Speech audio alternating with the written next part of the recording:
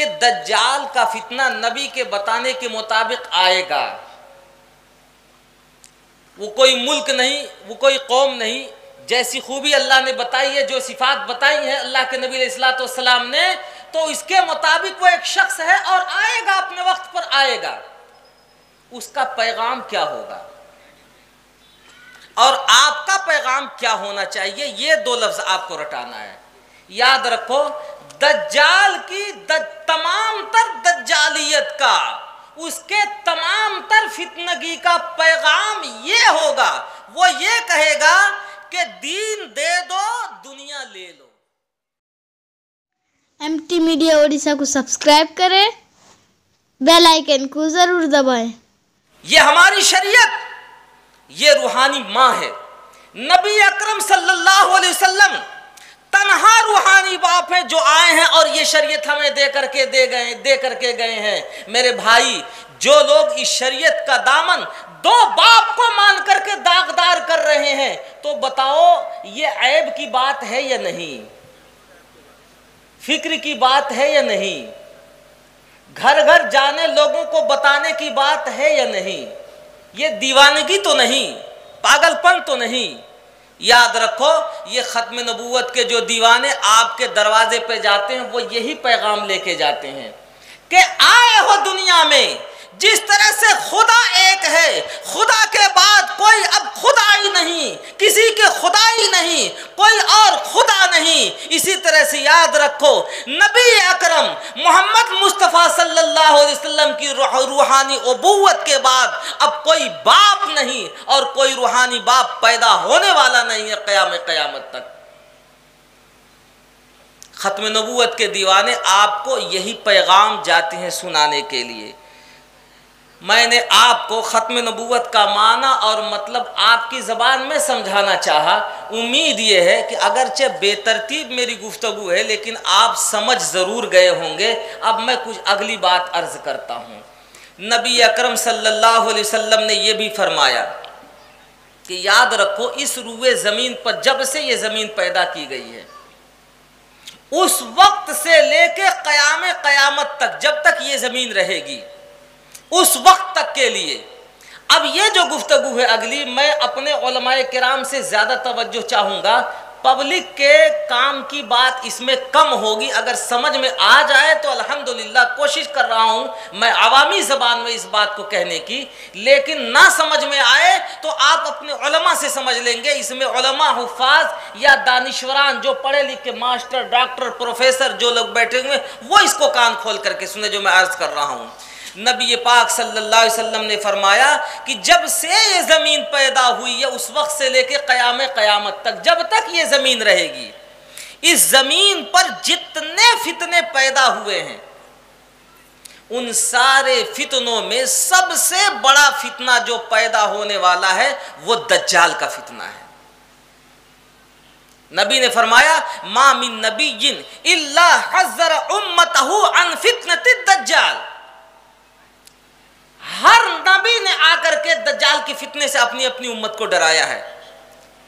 और नबी पाक अलैहिस्सलातु वस्सलाम ने यह भी फरमाया कि मैं भी अपनी उम्मत को दज्जाल के फितने से डरा रहा हूं, बता रहा हूं। लेकिन सुनो, साबिका अंबिया ने जो बातें बताई हैं, मैं उनमें कुछ ऐसी बातें तुमको बताने जा रहा हूं।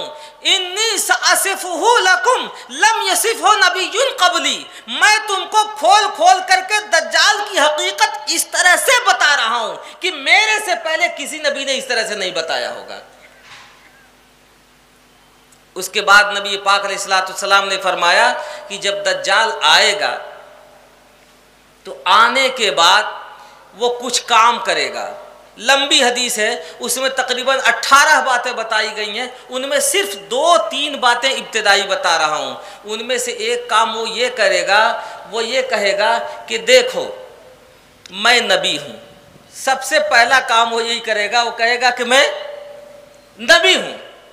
लेकिन नबी अलैहिस्सलातु वस्सलाम ने फरमाया कि याद रखो, अब मैं जो लोग भी नबूवत लेके अल्लाह की तरफ से इस रुए जमीन पर आने वाले थे, उनमें सबसे आखिर हिस्से में लेकर के आ गया हूं। अब मेरे बाद कोई नबी बना के पैदा नहीं किया जाएगा। दूसरा काम क्या करेगा? अब नबी हूं और नबी बना के पैदा नहीं किया जाएगा का मतलब समझ लिया आपने क्या है जी? नहीं समझा आपने? फिर दोबारा समझाऊं। वही बात है, अल्लाह के नबी ने फरमा दिया कि अब मैं आखिर नबी हूं। इसका मतलब यह कि वो आखिरी रूहानी बाप हैं। आपके बाद कोई और शख्स रूहानी बाप बना के भेजा नहीं जाएगा। अब एक बाप के मानने वाले को मुसलमान और दो बाप के मानने वाले को कादियानी कहा जाएगा। एक बाप के मानने वाले को मुसलमान, दो बाप के मानने वाले को शकीली कहा जाएगा। एक बाप के मानने वाले को मुसलमान, दो बाप के मानने वाले को जवनपुरी महदवी कहा जाएगा। एक बाप के मानने वाले को मुसलमान, दो बाप के मानने वाले को शिया कहा जाएगा।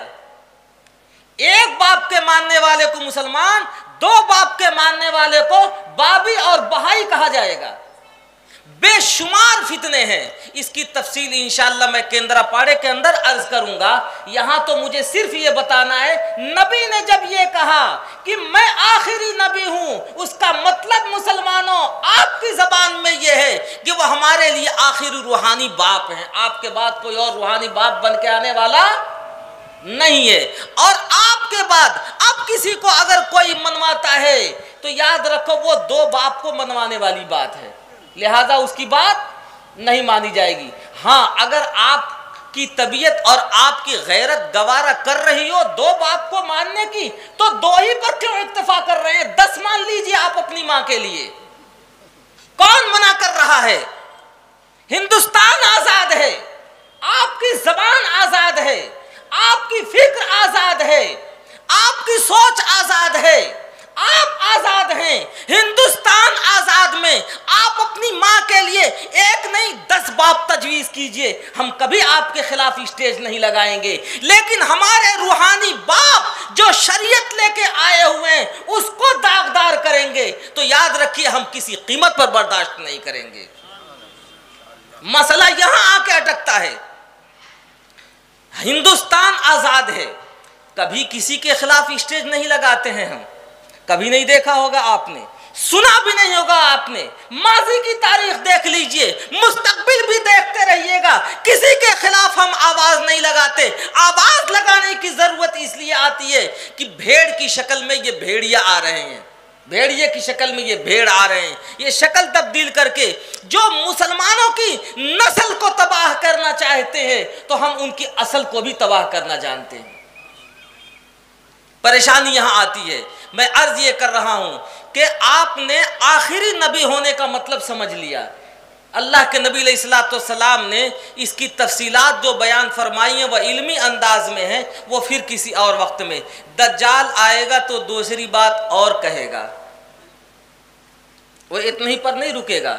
वो ये कहेगा कि देखो मैं तुम्हारे लिए खुदा हूं, मैं तुम्हारा रब हूं। अल्लाह के नबी ने फरमाया कि देखो उसको नबी न मानना, यानी उसको अपना रूहानी बाप न मानना और उसको खुदा न मानना। क्यों न खुदा न मानना? 2 दलीलें दी अल्लाह के नबी ने, इतनी वाज़ेह दलील, बहुत वाज़ेह दलील। अल्लाह के नबी ने फरमाया देखो कभी खुदा न मानना उसको। क्यों ना खुदा मानना? इसलिए नहीं मानना कि देखो इस दुनिया में इन आंखों से, इस दुनिया में इन आंखों से अपने खुदा को तुम नहीं देख सकते हो। इस दुनिया में इन आंखों से अपने खुदा को नहीं देख सकते हो, और तुम तो दिखाई दे रहे हो तो तुम खुदा कैसे हो सकते हो? मोटी सी बात है या नहीं है जी?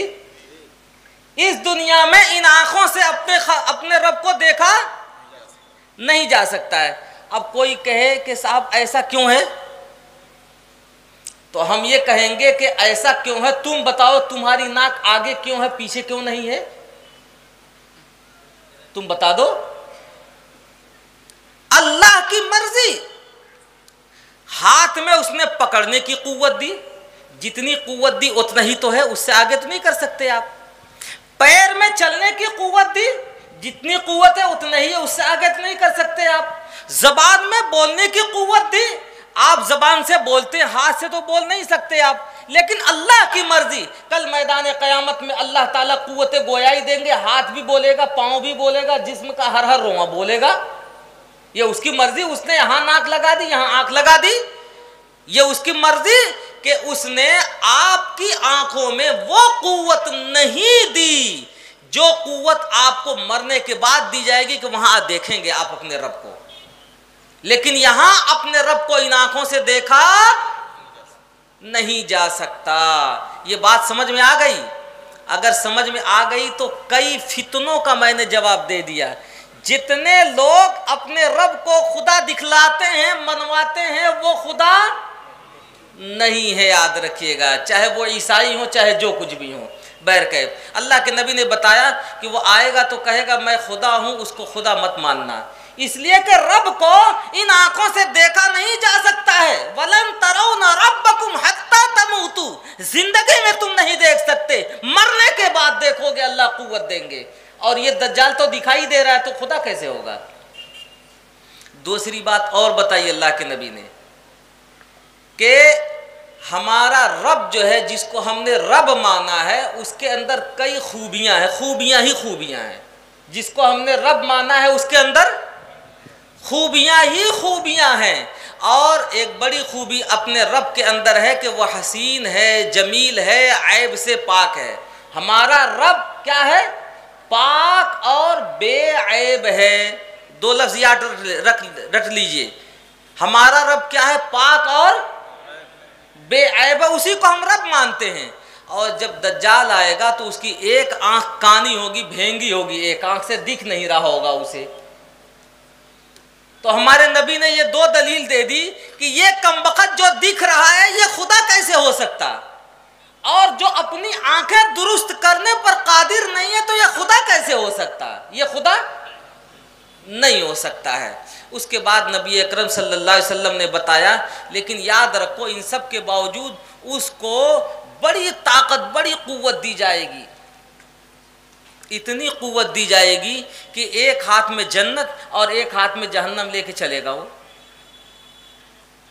इतनी कुव्वत उसको दी जाएगी, इतनी ताकत दी जाएगी कि एक बंदे को बुलाएगा और कहेगा उसे कि बोल तू मुझे खुदा मानता है या नहीं मानता है। वो बंदा कहेगा कि मैं तो तुझे खुदा नहीं मानता। वो उसे कत्ल कर देगा और कत्ल करके दो हिस्से करके, जिस्लतैन, दो हिस्से करके बीच में चलेगा और दिखाएगा कि एक टुकड़ा इधर एक टुकड़ा इधर।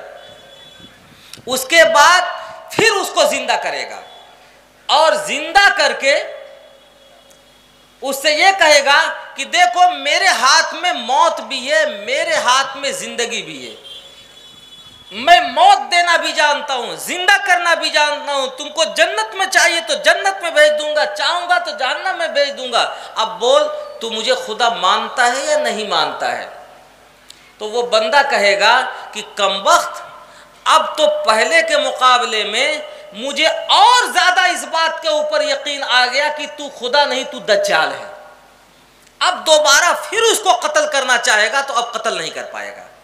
अल्लाह ताला का हुक्म आएगा कि कमबख्त मरदूद, तुमको सिर्फ इतना ही ताकत दी गई थी, अब इससे एक आगे की ताकत तुम्हारी नहीं है। अब वो कत्ल करना चाहेगा तो कत्ल नहीं कर पाएगा। वो पूछेगा उस बंदे से कि बताओ मेरे हाथ में मौत देने की ताकत है, मेरे हाथ में जिंदगी की ताकत है, मैं जब चाहूँ बारिश बरसा दूँ, जब चाहूँ ज़मीन खुश्क कर दूँ, जिसको चाहूँ रोज़ी दूँ, जिसको चाहूँ रोज़ी छीन लूँ, ये सारी ताकतें मेरे हाथ में, इसके बावजूद तुम मुझे अपना खुदा क्यों नहीं मान रहे हो? तो वो बंदा ये कहेगा कि मैं खुदा तुम्हें इसलिए नहीं मान रहा हूँ कि बचपन में शुरू में ही मुझे ये बात बता दी गई थी, ये अकीदा मुझे घुट्टी की तरह पिला दिया गया है, बता दिया गया है कि मेरा रब वो है जो पाक और बेऐब है। तेरी एक आंख कानी है, तू अपनी आंख को दुरुस्त नहीं करने के ऊपर कादिर है, तो मेरा खुदा कैसे हो सकता है? इसलिए पता चला कि तू दज्जाल है।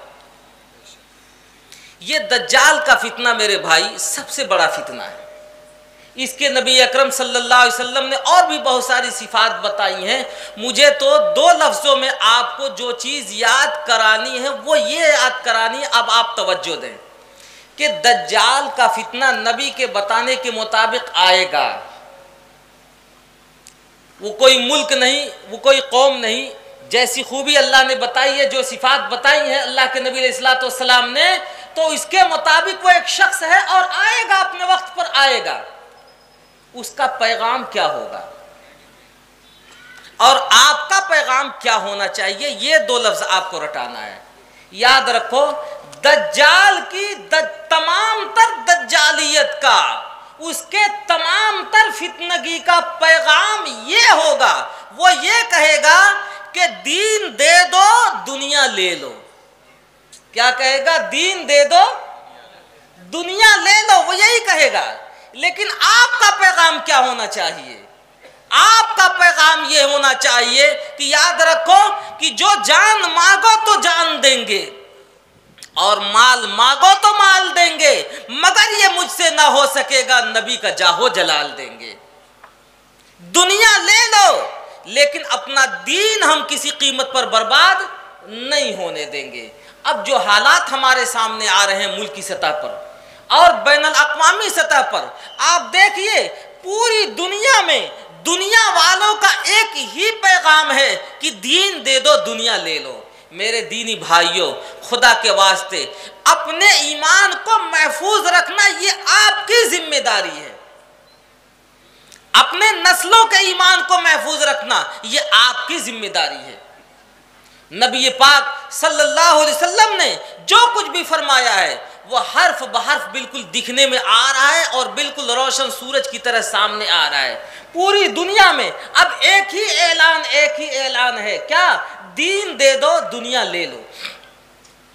मुसलमानों के पास हुकूमत नहीं, मुसलमानों के पास बिजनेस नहीं, मुसलमानों के पास खेती नहीं, मुसलमानों के पास फैक्ट्रियां नहीं, मुसलमानों के पास पैसे नहीं, मुसलमानों के पास कुछ भी नहीं। रही सही एक हुकूमत थी सऊदी अरब, उसका भी हाल आप देख रहे हैं। उसका भी हाल ये है कि हिंदुस्तान से, आपके उड़ीसा से एक बंदा जाता है यहां से कमाने के लिए तो आता है मुहद्दिस बनकर। सऊदी हुकूमत का भी हाल ये है, जाता है वहां नौकरी करने के लिए, गाड़ी साफ करने के लिए, बैतुल खला साफ करने के लिए, जाता है वहां कमाने के लिए, लेकिन आता है तो मुहद्दिस बनकर। आपने सऊदी अरब का भी हाल देख लिया। मुसलमानों के पास न पैसा है, न दौलत है, न हुकूमत है, लेकिन कौन सी चीज है कि जिसकी वजह से पूरी दुनिया मुसलमानों के पीछे पड़ी हुई है?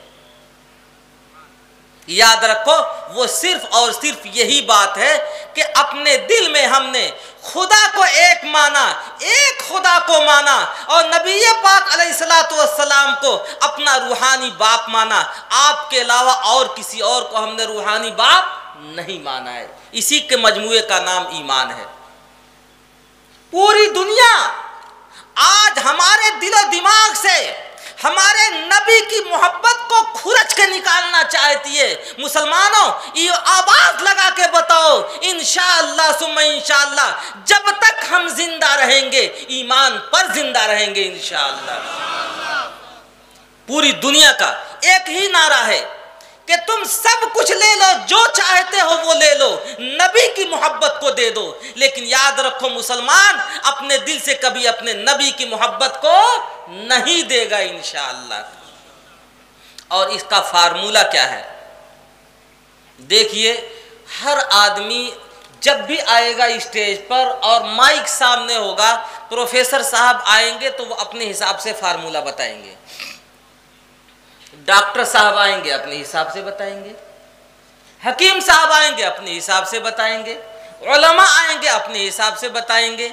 मैं आपका एक अदना सा भाई हूं, मैं अपने हिसाब से आपको एक फार्मूला बता रहा हूं। अगर समझ में आ जाए तो उस पर अमल कर लेना, ना समझ में आए तो हर चीज मानना हर एक का जरूरी नहीं है। कोई इख्तिलाफ ही नहीं है हमारे आपके दरमियान। समझ में आ जाए तो मान लेना, उस पर अमल कर लेना।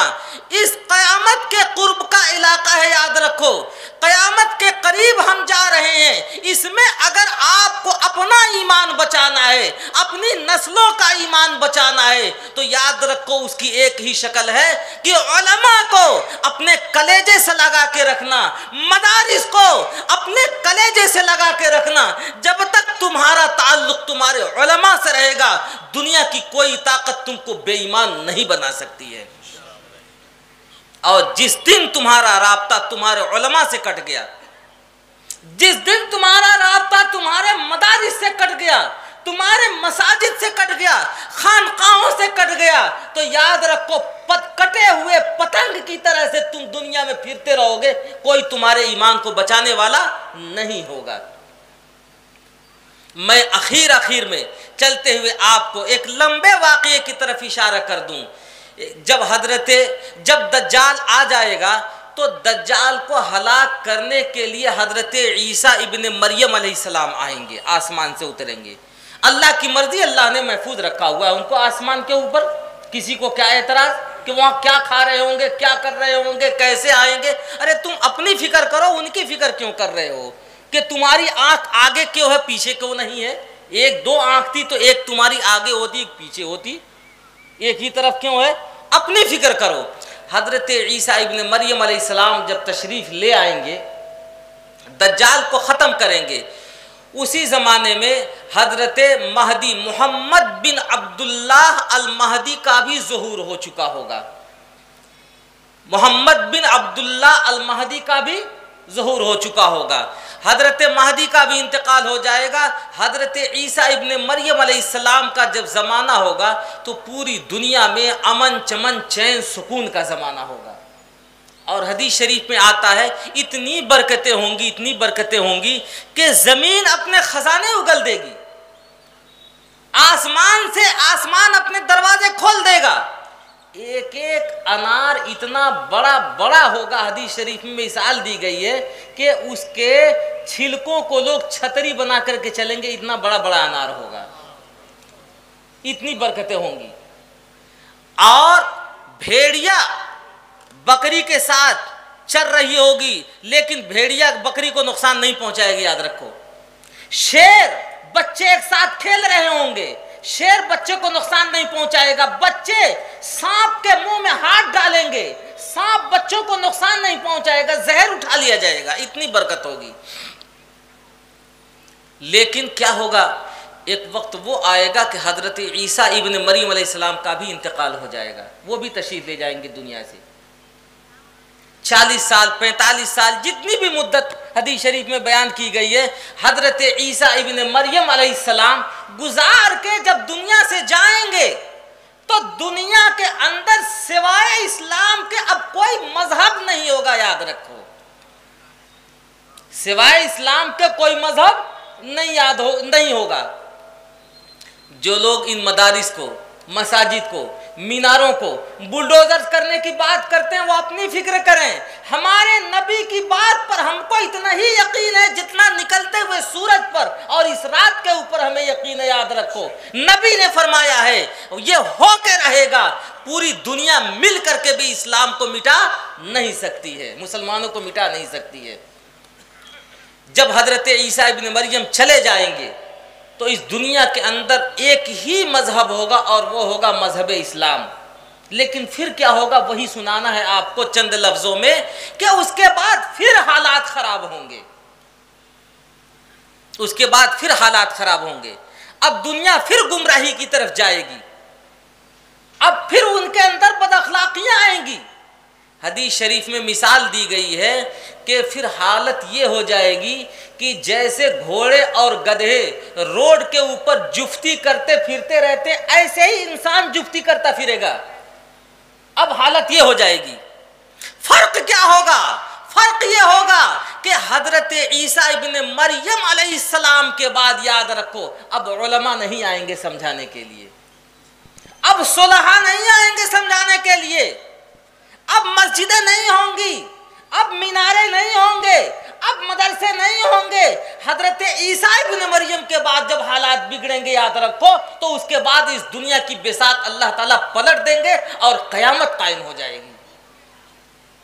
हजरत ईसा इब्ने मरियम से पहले हदीस शरीफ से पता ये चलता है कि उलमा की ये आमद खैर का जरिया है, सुलहा की आमद खैर का जरिया है। ये मदारिस, ये मसाजिद, ये खानकाहें हमारे दरमियान खैर का जरिया है जब तक ये हैं, याद रखो। तो ये आ रहे हैं तो इसका मतलब ये खैर के दरवाजे हमारे दरमियान खैर है, लिहाजा इनको कलेजे से लगाओ।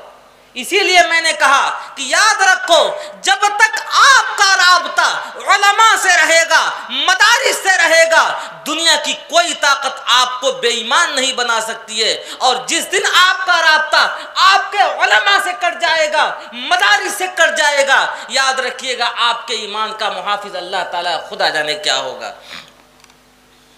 तो दज्जाली फितने जो आ रहे हैं वो आके आपको एक ही पैगाम दे रहे हैं कि दुनिया ले लो, दीन दे दो। अब बहुत सारे फितने आके वो ये कह रहे हैं कि तुम कुछ भी करो दुनिया में, एक काम करो, अपने उलमा से दूर रहो, अपने उलमा से दूर रहो। उलमा से दूर रहेंगे आप या करीब रहेंगे? मेरे दीनी भाइयों, मैंने आपको आपकी ज़बान में ये समझाना चाहा है कि याद रखो, उलमा को जब तक अपनी आंखों से लगा के रखोगे, अपने कलेजे से लगा के रखोगे और ये नारा जब तक बुलंद करते रहोगे, इंशाअल्लाह आपका भी ईमान महफूज रहेगा और आपके आने वाली आइंदा नस्लों का भी ईमान महफूज रहेगा। अल्लाह ताला हमें इस पर कायम व दायम रहने की तौफीक नसीब फरमाए। मैंने अपनी बात पूरी कर दी कि अब दुनिया में रूहानी बाप सिर्फ और सिर्फ एक ही हैं और एक बाप के मानने वाले को मुसलमान और दो बाप के मानने वाले को कादियानी कहते हैं। जिसका जी चाहे उधर जाए, जिसका जी चाहे इधर आए। हिंदुस्तान आज़ाद है। वाखिरु दावाना अनिल हम्दुलिल्लाहि रब्बिल आलमीन। माशाअल्लाह, जज़ाकुमुल्लाहु खैर। बहुत आसान और सादा लफ्ज़ों में मुसलमान और कादियानियत के फ़र्क को हज़रत मौलाना ने बताया है। अल्लाह ताला हम सबको अमल की तौफीक अता फरमाए। हुजूर आए तो सिर्रे आफरीनश पा गई दुनिया, हुजूर आए तो सिर्रे आफरीनश पा गई दुनिया, अंधेरों से निकलकर रोशनी में आ गई दुनिया। अगर वीडियो अच्छी लगी तो लाइक करें और तमाम दोस्तों को शेयर करें।